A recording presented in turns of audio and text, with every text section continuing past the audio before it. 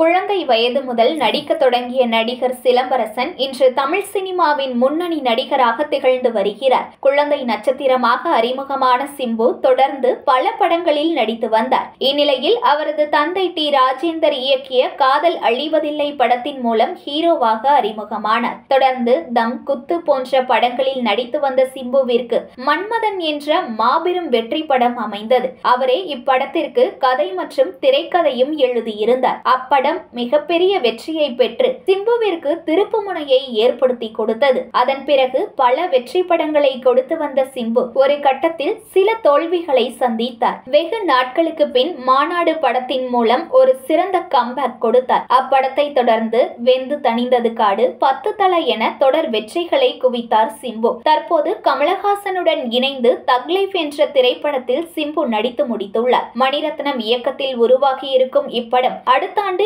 April மாதம் வெளியாகும் என எதிர்பார்க்கப்படுகிறது. இந்நிலையில் சிம்புவின் திரை வாழ்க்கையில் மறக்க முடியாத படங்களில் ஒன்றான விண்ணை தாண்டி வருவாயா மிகப்பெரிய சாதனை ஒன்றை நிகழ்த்தியுள்ளது. அதாவது வருடா வருடம் இப்படம் காதலர் தினத்தை முன்னிட்டு பல திரையரங்குகளில் ரீரிலீஸ் செய்யப்படும். அவ்வாறு ரீரிலீஸ் செய்யப்பட்ட விண்ணை தாண்டி வருவாயா திரைப்படம் சென்னையில் இருக்கும் PVR திரையரங்கில் 1000 நாட்களை கடந்து வெற்றிகரமாக ஓடிக்கொண்டிருக்கிறது. ஒரு ரீரிலீஸ் திரைப்படம் 1000 நாட்களை கடந்து ஓடுவது இதுவே முதல் முறையாகும். இப்படிப்பட்ட சாதனையை சிம்புவின் விண்ணை தாண்டி வருவாயா திரைப்படம் படைத்துள்ளது என்பது குறிப்பிடத்தக்கது.